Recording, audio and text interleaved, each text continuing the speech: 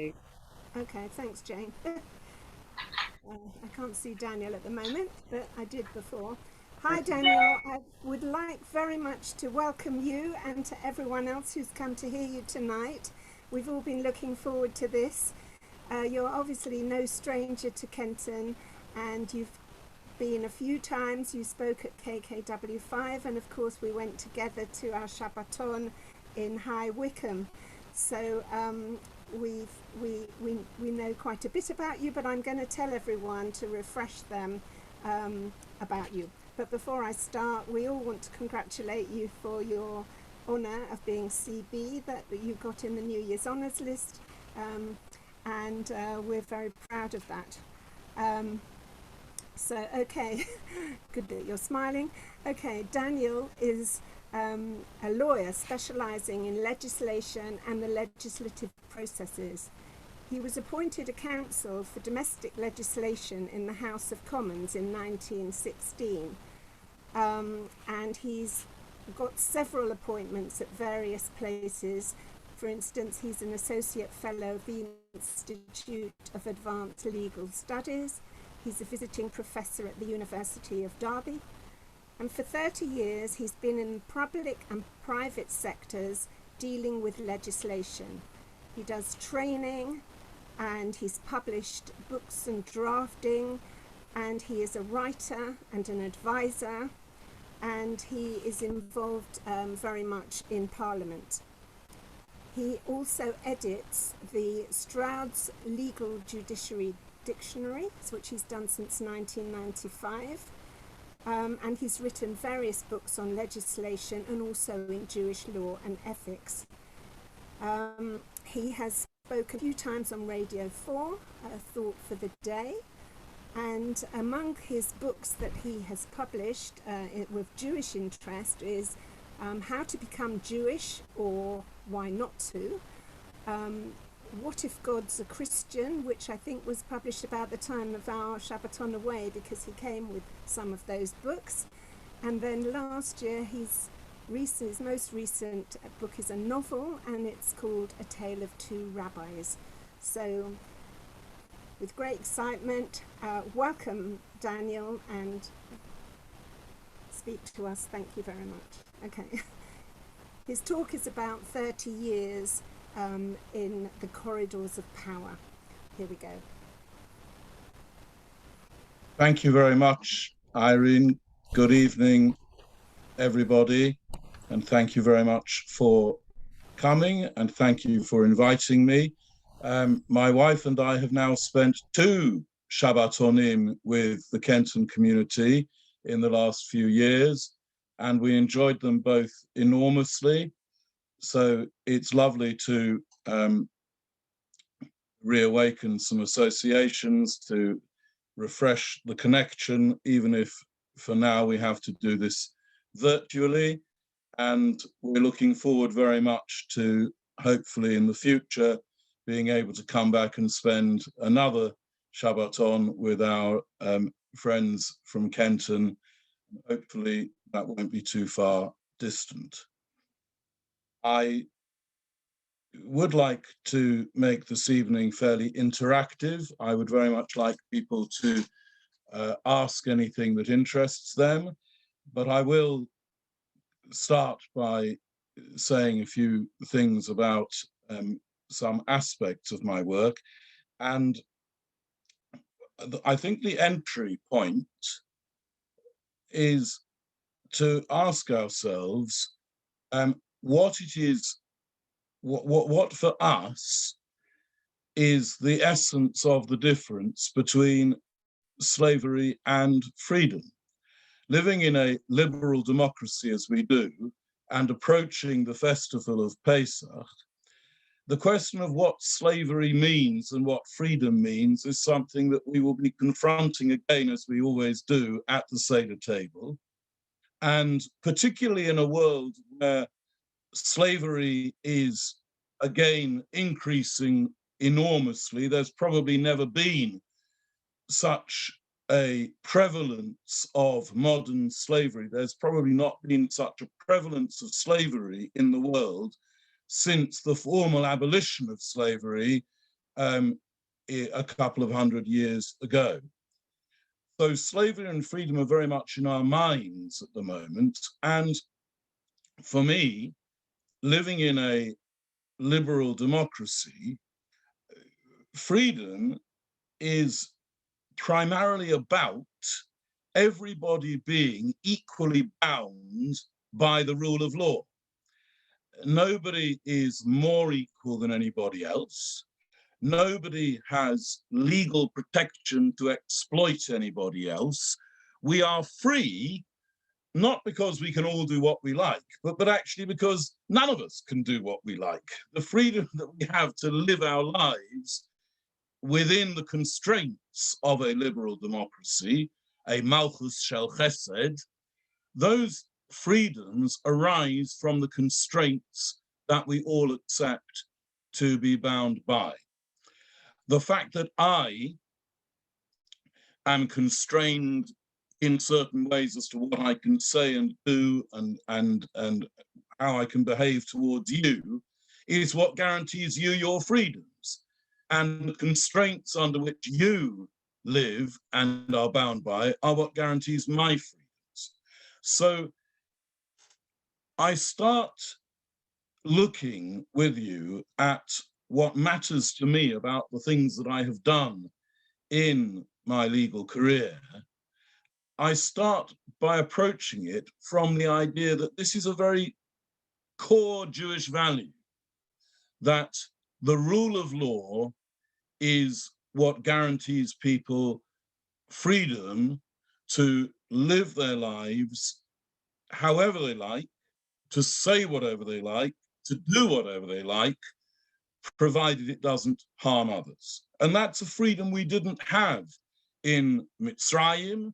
In Egypt, we were arbitrarily prevented from practicing our religion, practicing our trades. There were many things we were prevented from doing arbitrarily on the basis of our ethnicity. And it's a source of great pride and joy to Jews to live in a country where everybody has an equal freedom before the law, irrespective of their color, their race, their ethnicity, their religion, or any other aspect of their lives.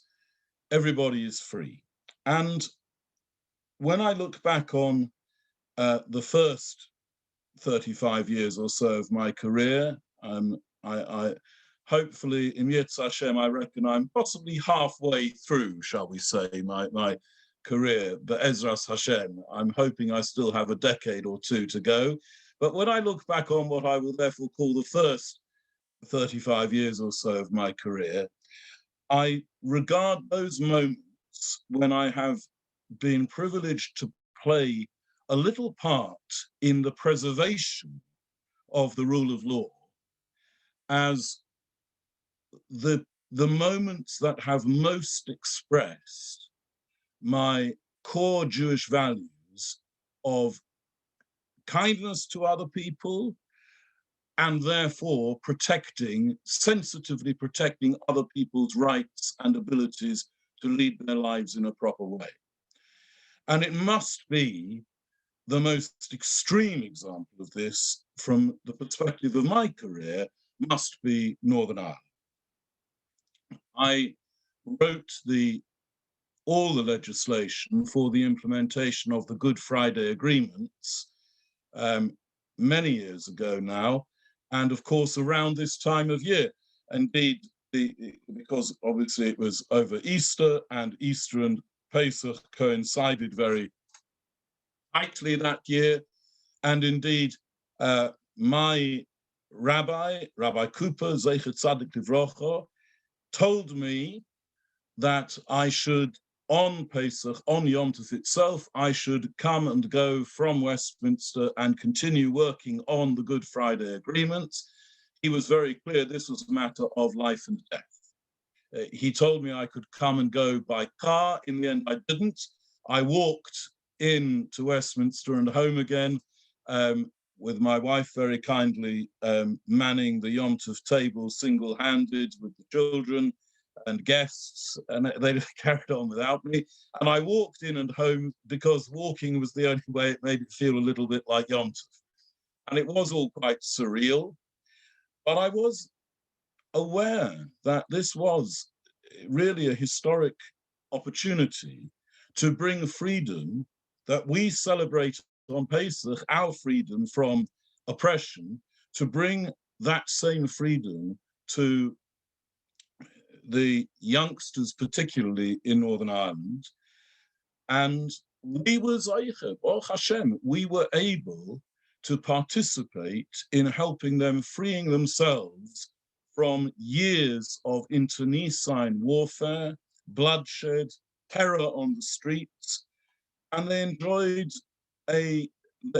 have enjoyed relative peace, but very strongly relative peace since then. Yes, they had a little bit of a blip. They were without a legislative assembly for 3 years recently, but Baruch Hashem, they're back up and running. I still play a part in Stormont. I'm writing legislation for Stormont at the moment. I go to Stormont and help them to develop their legislative capacity.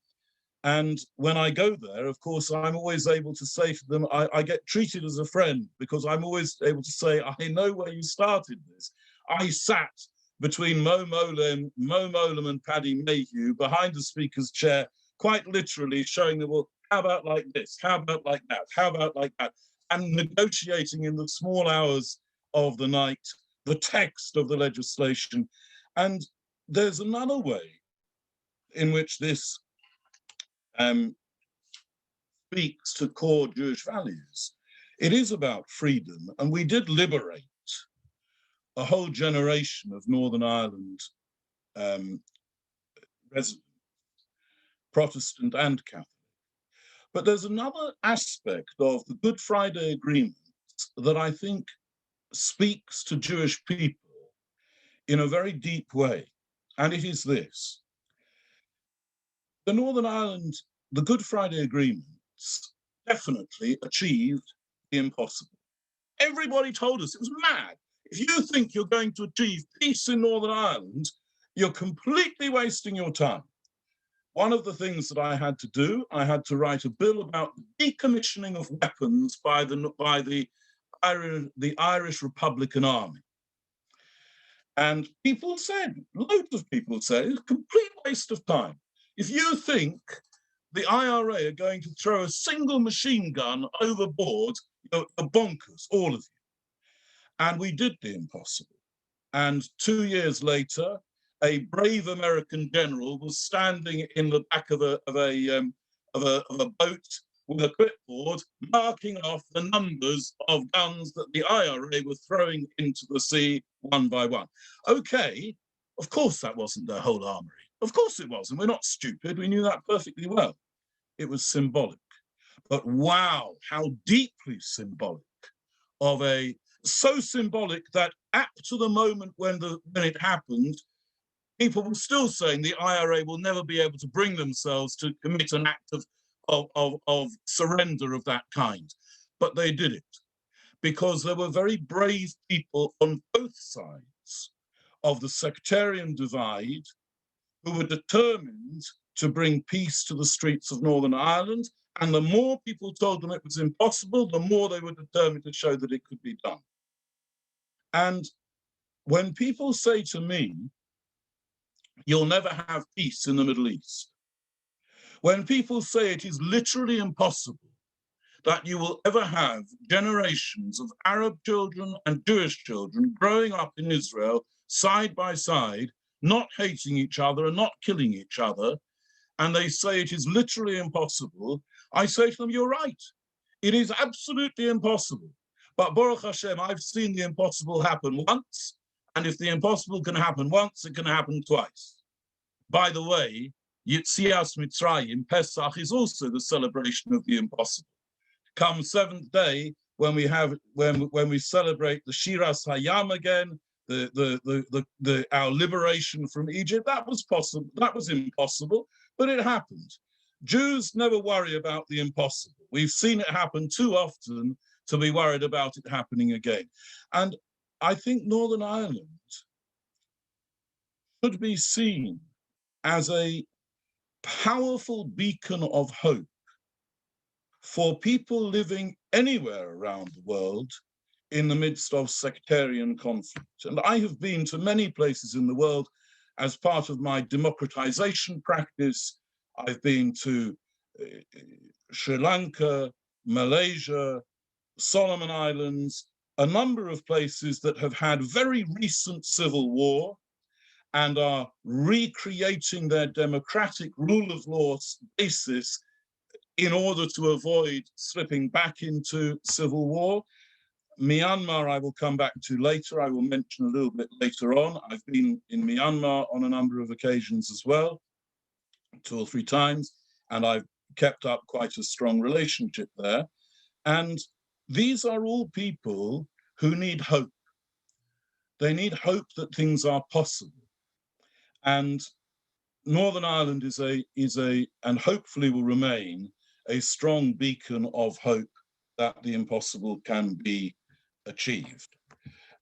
So I think that was and remains one of the most powerful privileges of my career to date, to be able to play a little part in that series of what is now historic events. I was giving a talk about rule of law in Oxford 2 or 3 years ago, and it was an international audience, and there were quite a lot of American children and Irish children in the audience, a lot of American children, youngsters, students, and they were all scribbling down what I was saying, and I realized to them, this was a history book talking. These were events that took place literally before they were born. And I was simply recounting what I remember of happening in the office, as it were. For them, they couldn't imagine streets with the fire bombs that they used to have, with the police barricades on the street night after night after night. They thought they didn't think I was making it up, but they thought I was conjuring up a history that they couldn't imagine. And I thought, Baruch Hashem, that is what we achieved. We achieved a generation of youngsters that couldn't believe how bad it was. Baruch Hashem. There have been other aspects, periods of events in my career that I thought were interesting, that I thought particularly challenging. The Terrorism Act, for example, when I wrote the Terrorism Act in 2000, we had the very interesting job of confronting what terrorism means. It had never been defined in legislation before. And this was an opportunity to think about the emergence of terrorism as an international and domestic concept. So that was quite challenging, and it's always a pleasure when one sees things that one remembers battling very hard to get one's head around, trying to understand exactly what it is we're trying to achieve, when one sees that it seems to have worked. We got away with it. There are aspects of the Terrorism Act that haven't worked entirely well. There have been aspects of the Terrorism Act that have been amended. The fundamental notion of terrorism has stood the test of time. And apart from that, the thing that I most value about my involvement in legislation is the sheer variety that you get, because legislation covers every area. It enters every area of human endeavor. And whether it's family law, family law is another example. I had the pleasure of helping the late lamented Chief Rabbi, Lord Jacobowitz, Zeichet Tzadik Livrocha. I helped him in drafting the amendment that allowed secular judges to withhold a final decree of divorce pending the granting of the get. By the way, that was hailed as a great communal success when we got that passed as an amendment to a government bill. It wasn't, of course, it was an absolutely crashing and shameful communal failure.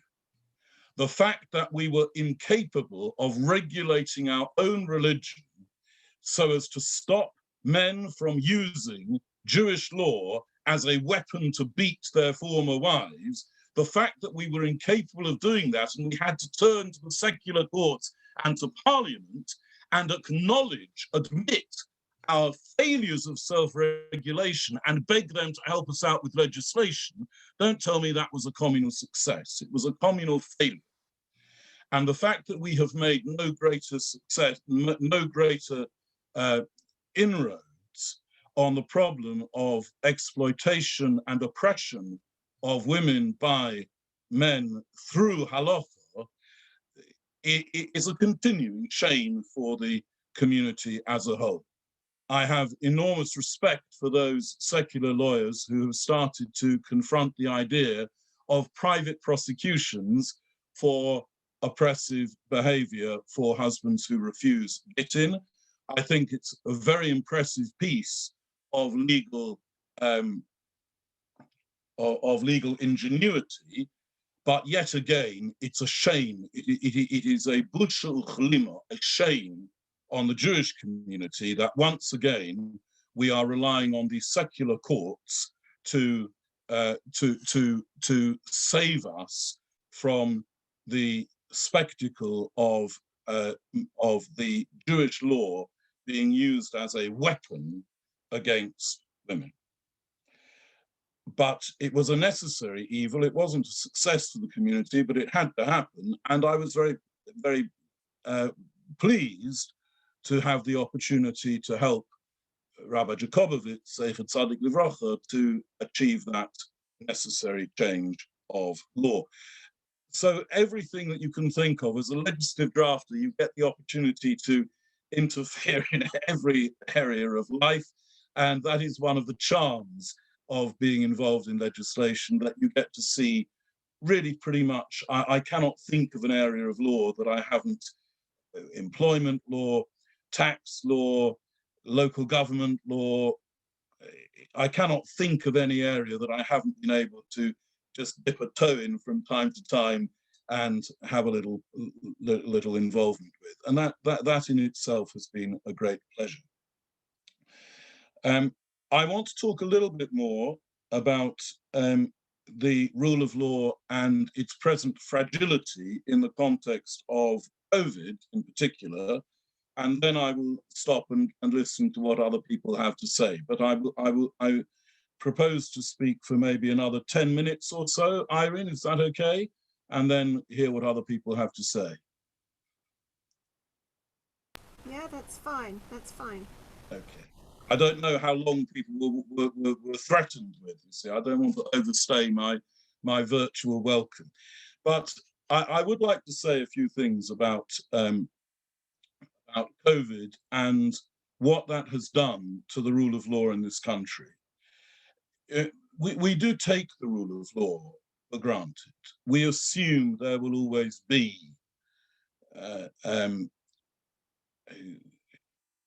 unbiased, honest police officers, judges.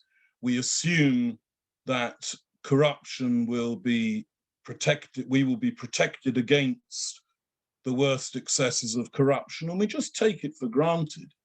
But it is unbelievably fragile.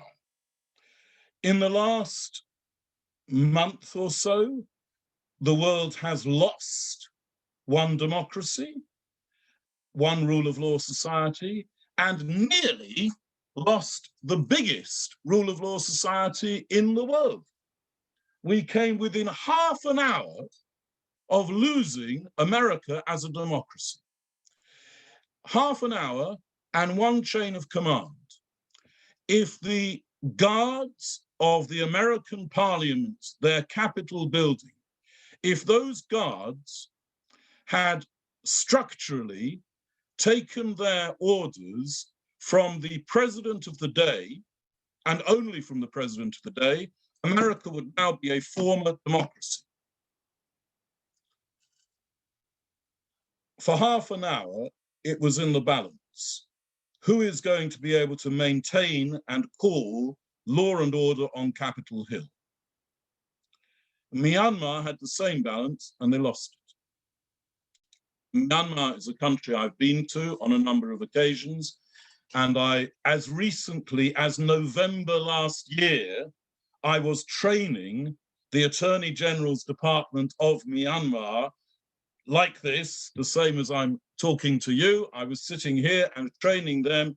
I gave them a series of talks over a week or so, a series of lectures, and the Deputy Attorney General was presiding over the final session, and now all gone. And I can't find out what happens to the colleagues in Myanmar with whom I've had most connection, because to send an email could endanger somebody.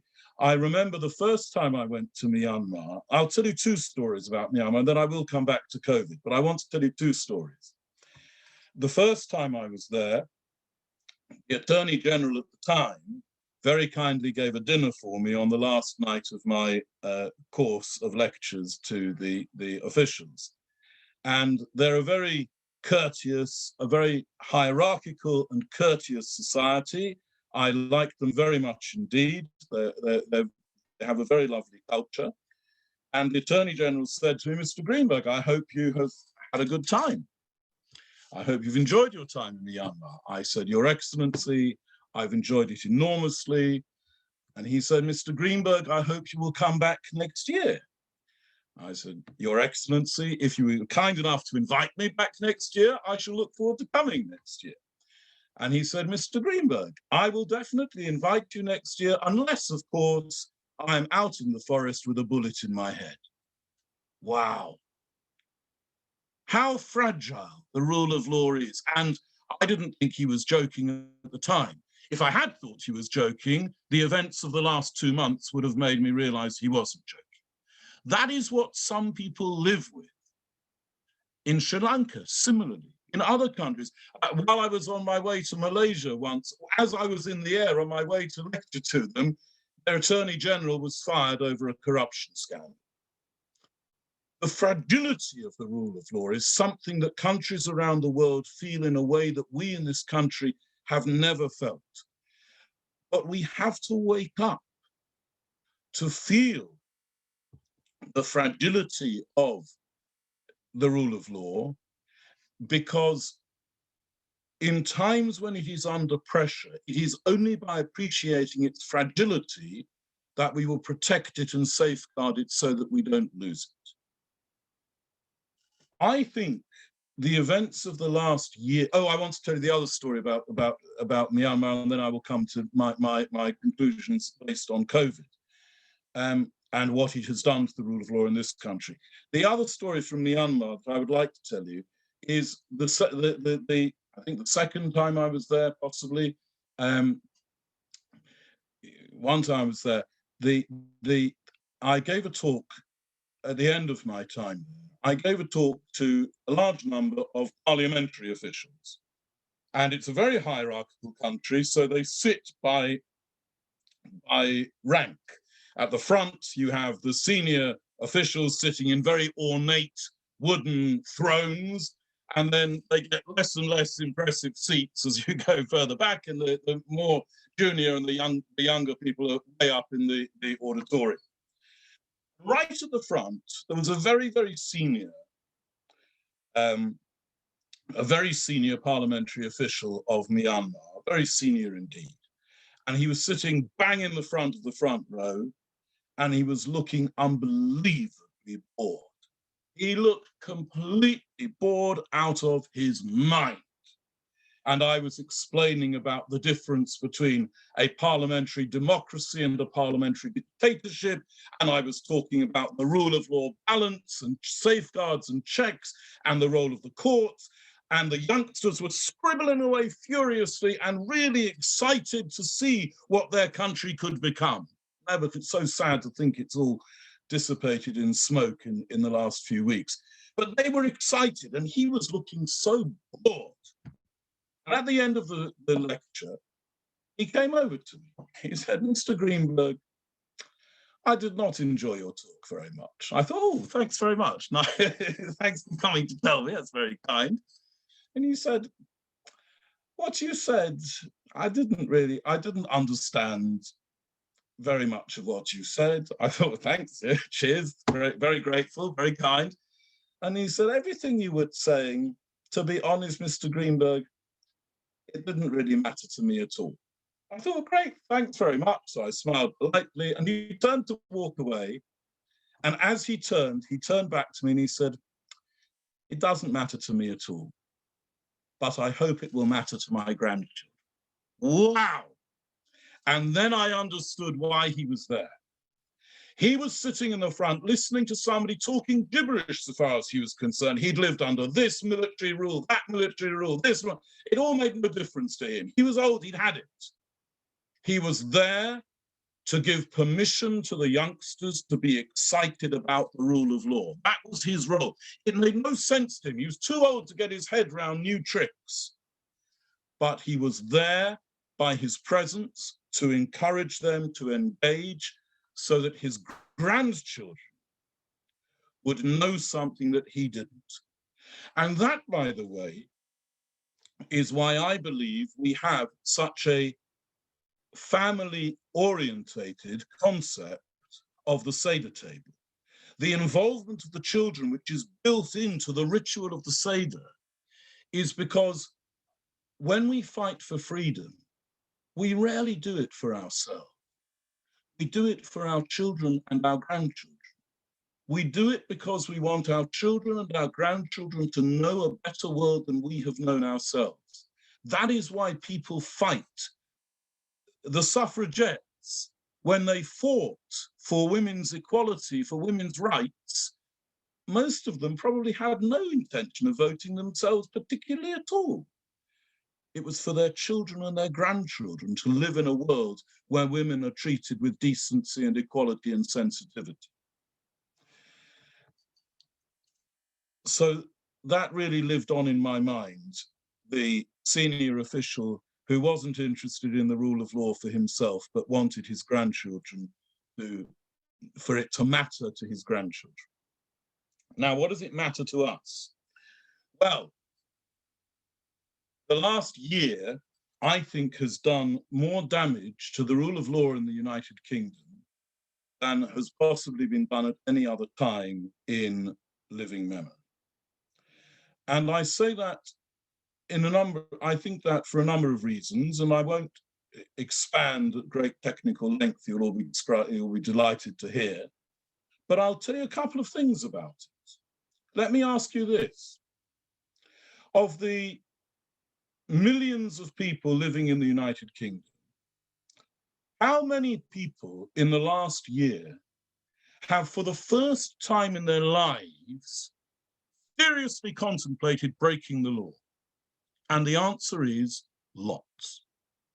For many, many people, the experience of the way in which the pandemic has been handled from a legal and governmental perspective has brought them to consider for the first time in their lives that some laws are too stupid to be worth obeying. Now, I'm not here to discuss with you whether they're right or wrong. It's not the issue. The issue is that it is indubitable that millions of people have felt that way, and the damage that does to the rule of law is incalculable. When you take people who have never dreamt of breaking the law in their lives, and you suddenly give them a taste of the need to think for themselves, and they feel that certain law needs to be pushed a little bit, broken a little bit because it's daft, that is a genie that you do not put back in the bottle. Once that genie is out of the bottle, it's out forever. And I'm not going to give you a lengthy technical analysis of how I think that has come about, but I'm going to mention very, very briefly 3 aspects of the legal response to the pandemic that I believe have contributed to it. First, accessibility.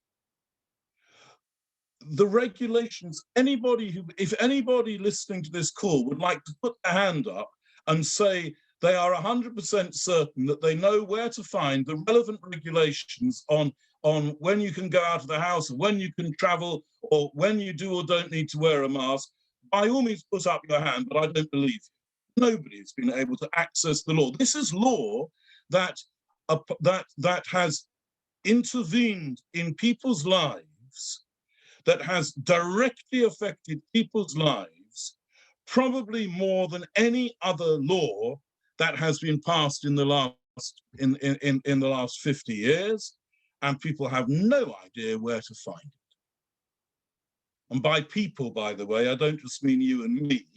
The police forces have struggled to find where the law is to apply it in a consistent and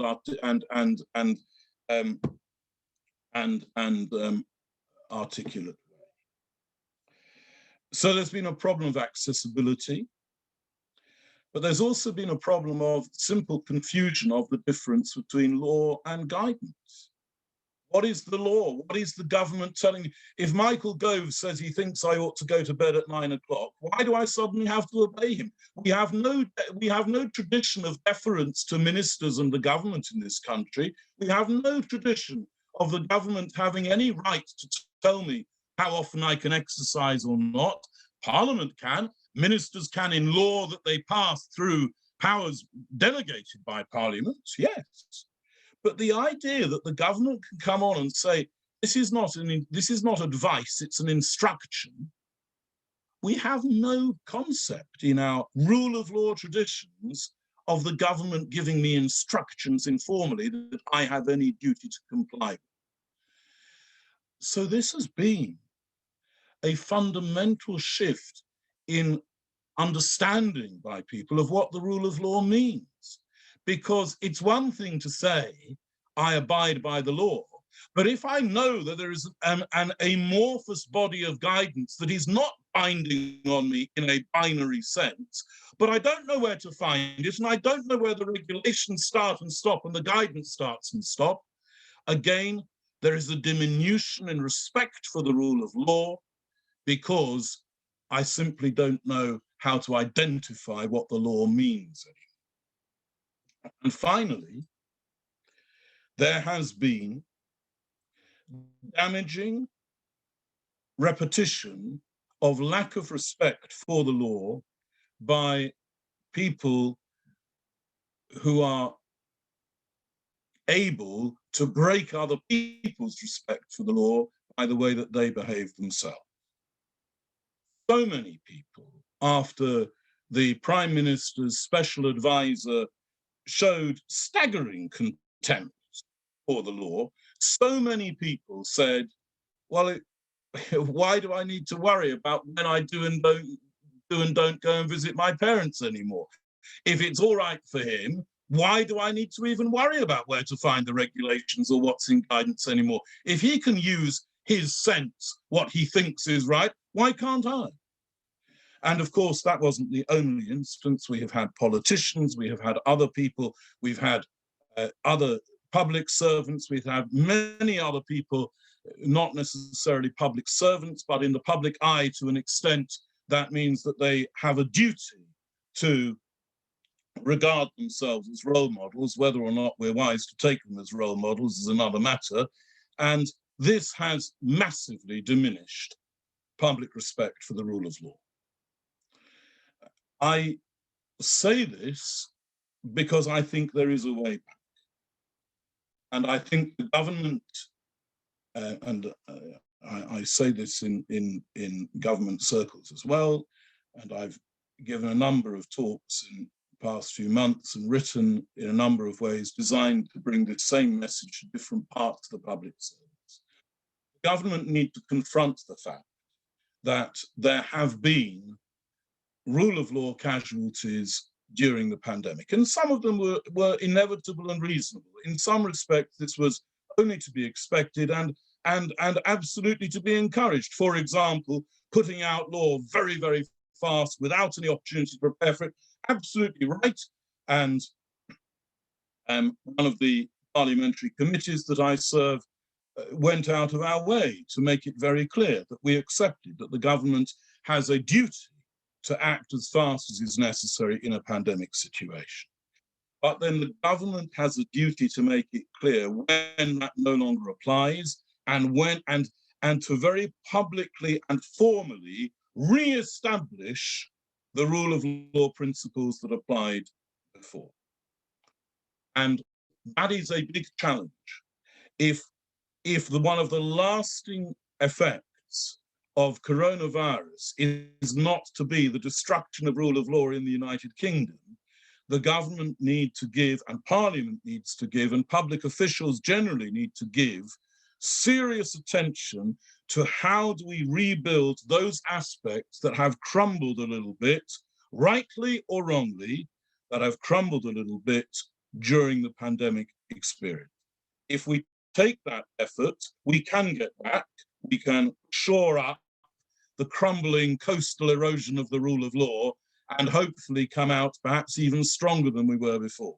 If we don't take that, we have created millions of people who were formerly law-abiding and are now happy to break the law when it seems to them to be right to do so. That is dangerous.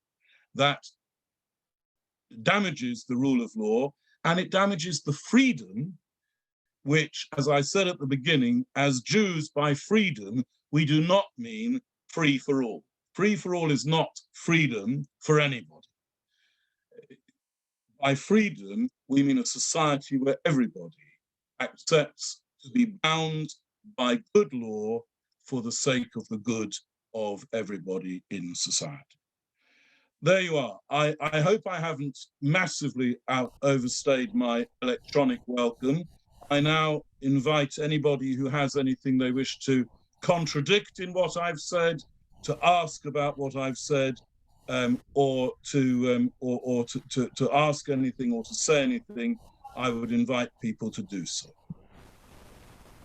Thank you so much, Daniel. That was really terrific, and we can see how much difference you've actually made.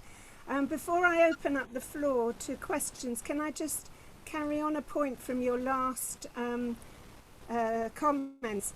I think having a law without proper enforcement could be another reason why there have been casualties in breaking the law, because regulation, law, what's the difference? And if it's not constantly monitored and enforced, what does it mean?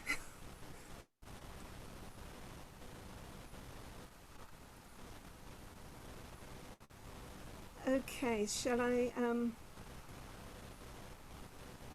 just see? There's a question in the chat here that says, can you tell us where we should look for these regulations?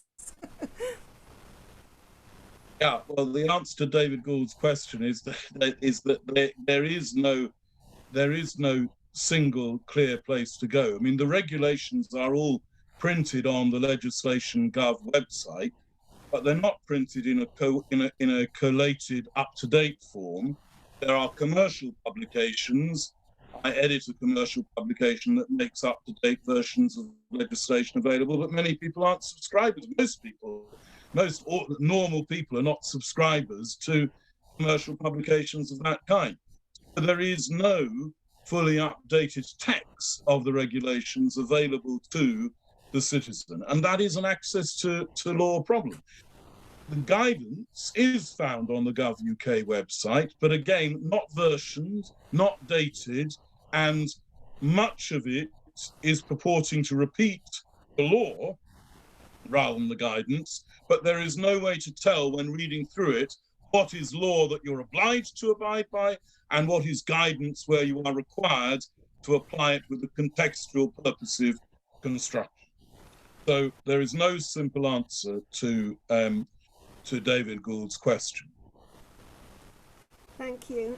Can I take a question from Cyril, Brazil? Can you unmute yourself, Cyril?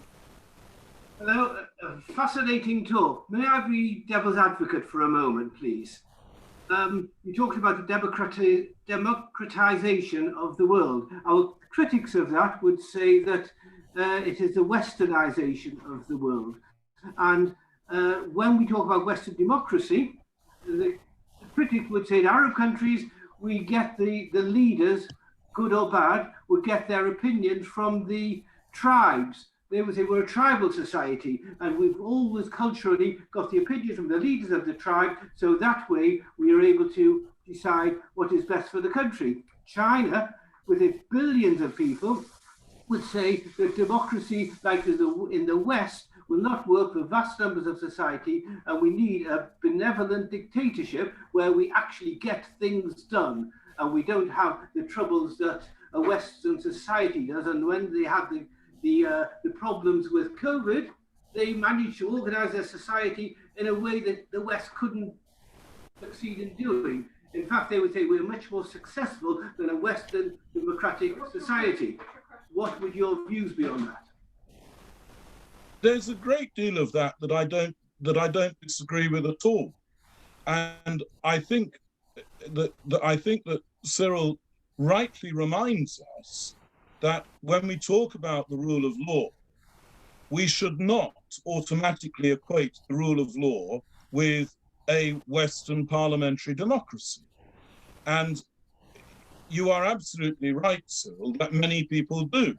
And I go to other places in the world and I see people who behave as though the empire was still strong and the sun shining over the empire.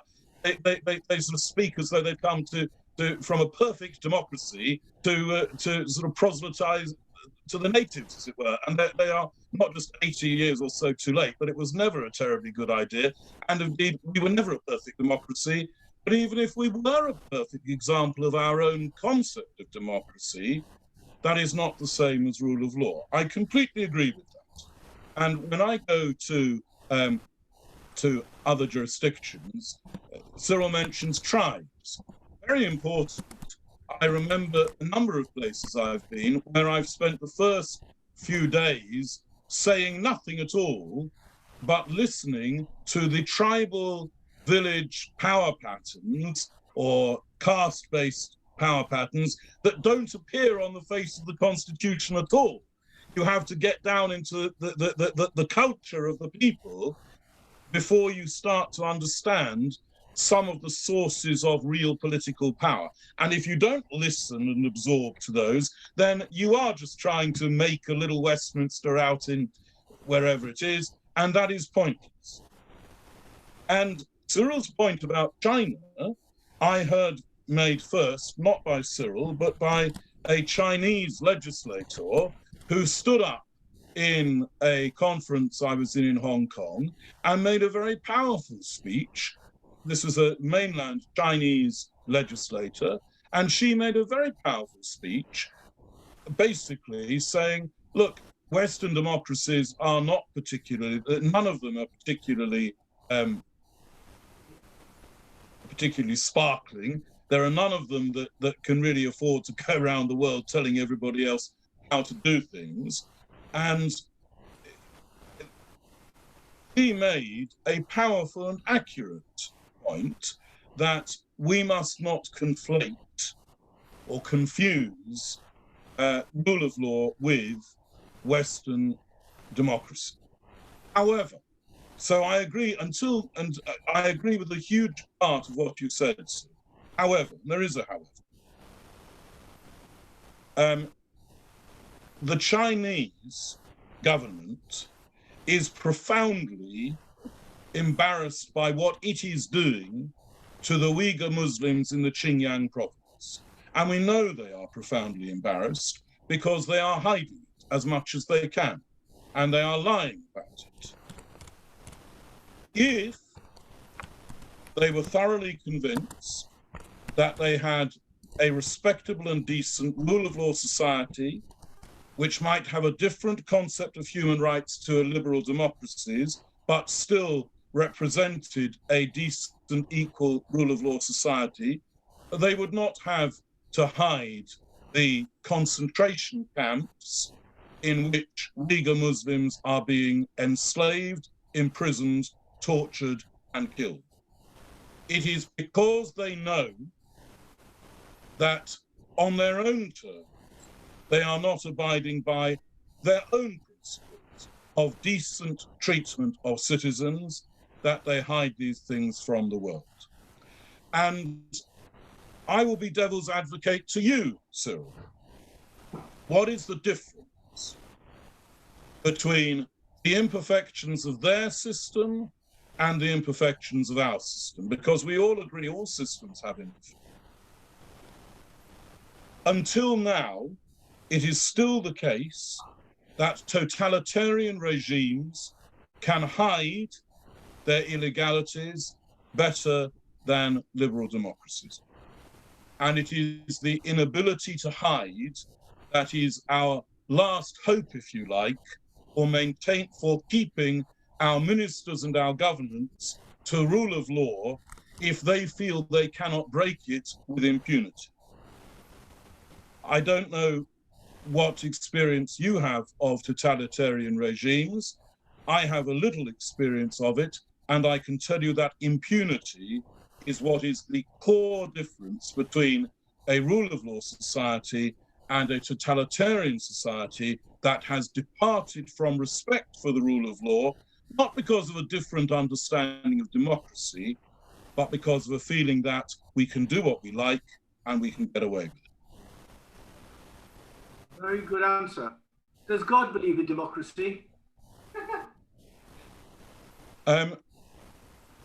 Last time I asked him, I didn't get an answer. Last time I asked God, but I didn't get a very clear answer. You may have received more wisdom on this than me. Certainly, the Jewish religion, as the Jewish state, as described in Tanakh and in later halachic literature, certainly we have an element of democracy, but for the most part, it's not a democratic system. We have hereditary. We have, instead of hereditary peers, we have hereditary priests. We have kings, and kings who do not, by the way, enjoy impunity. Jewish kings do not have impunity. But yes, we don't have a democratic system. We do have a rule of law system. Very much. I don't know, Irene. It's coming up to the hour, but I don't know if anybody has a last question they want to ask. Well, we have a question from Murray Cohen. Do you want to ask your question? Yes. Unmute yourself.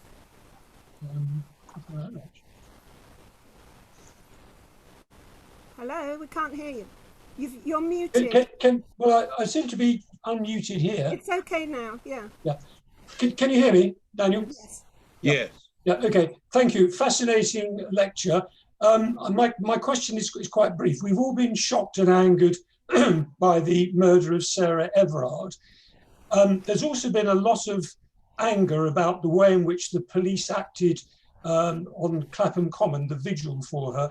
I'm just interested to know what your view is as to whether you feel the police conducted themselves correctly, because you talked earlier on about the law and guidance, and does that come into it?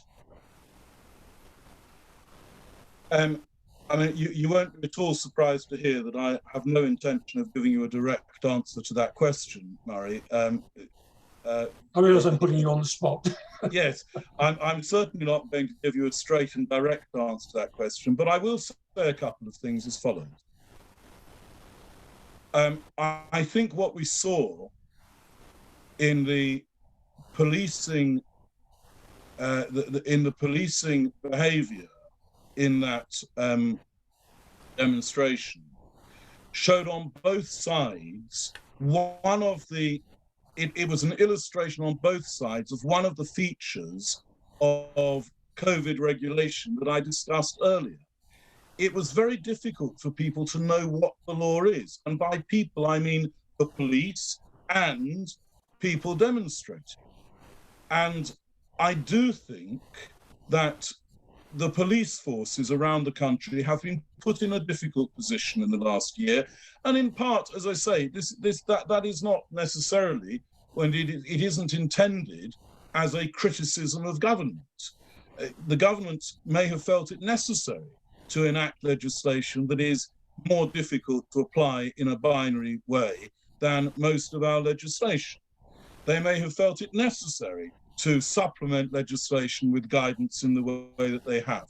But it has led to confusion, and it has led to situations where sometimes police forces have either admitted to not knowing with certainty what the law is, or in some cases have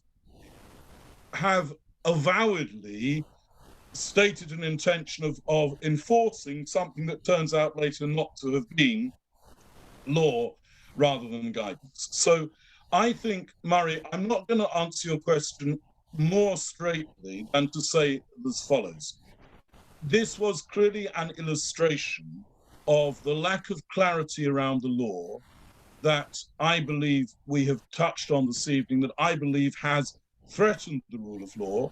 And I think we can all see from those events that the process of re-establishing the certainty and the consent which underpins, we police by consent in this country, we legislate by consent, the process of re-establishing trust and trust in that process and respect for that process is one that has been illustrated by those events, whatever we feel were the rights and wrongs of individual behavior on either side of the divide. And I don't think, I hope that goes some way to picking up your It does. I realise I was putting you on the spot. Thank you very much. Okay, there don't seem to be any more questions at the moment. So thank you so much, Daniel. That was really enlightening and quite riveting. I think we've all enjoyed it tonight and we've got a lot out of it.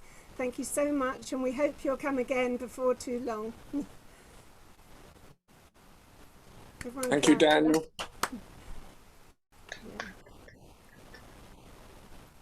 And the Purim Sameach to you. Okay.